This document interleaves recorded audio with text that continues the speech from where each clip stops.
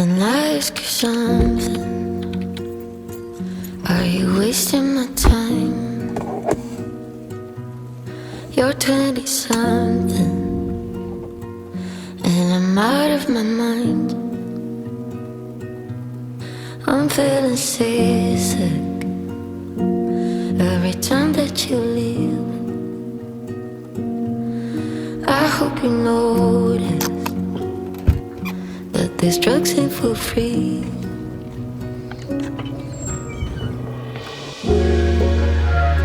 Still I run heels for you. You feel me? Nothing means something with you. Really?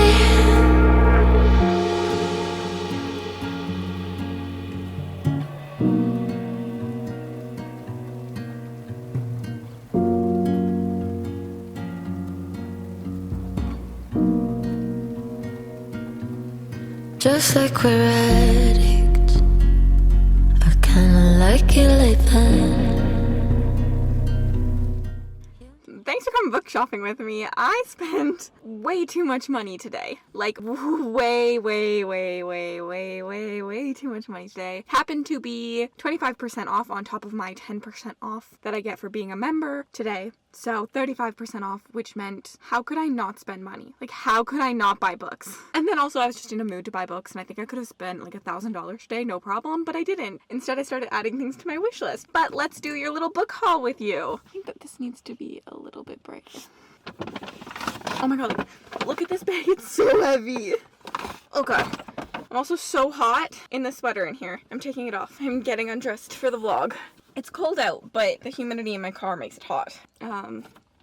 Okay, first things first, I bought the book that wouldn't burn. I figured this could sit next to my Red Sister edition since they are hardcover, and that maybe I should consider getting the Girl in the Mountain books in hardcover because I do only own one currently and it's in paperback. Mark Lawrence books are really hard to get in paperback. I don't know if they make all of them, but the book that wouldn't burn is obviously by Mark Lawrence. I know nothing about this, really. I just know that I enjoy Mark Lawrence books. Like, I've read Prince of Thorns, I've read the book The Ancestor, and I've read The Girl in the Ice, the Book in the Ice. And I thoroughly enjoyed all of those. I do have a special edition of Prince of Thorns, so I figured, why not? Wow, I just read the synopsis and it sounds really good. I don't know why I'm surprised. The boy has lived his whole life trapped within a book-choked chamber older than empires and larger than cities. The girl has met hers in a tiny settlement out on the dust where nightmares stalk and no one goes. The world has never ever noticed him. That's about to change. I'm sold. I also know that the epigraphs in this are from other books. Some of them are his books, which I'm excited about.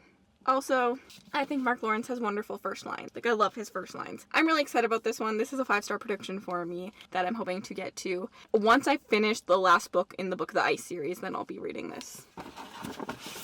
I can do these two chunkers together. Book 3 and Book 4 of Wheel of Time. I'm part of the Wheel of Time along. We are currently on Book 3. The live show's in like 4 days and I'm not done this. So I need to get on and doing this. I just kind of realized after Book 2 when I wasn't loving it, I decided I was only going to do audiobook only and I wasn't going to buy them. Then, as I have avoided listening to it all month long, I realized I do need a physical copy and I won't be able to read it or get through it without a physical copy. And so I just bought 3 and 4 to help me on my journey.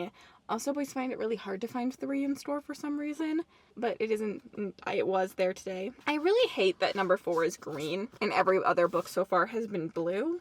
I don't know why they did this. I also just realized book 4 has a giant crease in it, but I don't really care that much, so it's fine. If you don't know, Wheel of Time is a classic fantasy. It's like 15 books long. It follows our characters as they find out who the Dragon Reborn is, and they take down the big bad. It's like very classic Chosen One story that everyone raves about, that I do not rave about. But if you want to catch up, we are only on book 3. We are doing Wheel of Time along bi-monthly. So we are moving on to book 4 for June and July.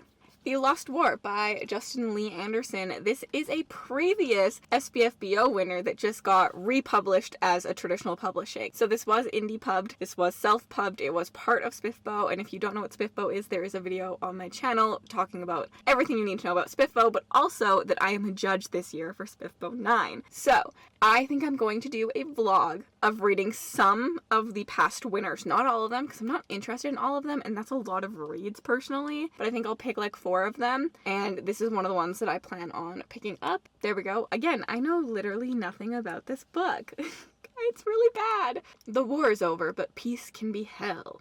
I see something about demons, and I love demons. There's a first mage, an exiled foreign queen, a band of allies. Somehow, Aronach must bring his companions together and uncover the conspiracy that threatens the kingdom before war returns to the realms again. Very excited about this one.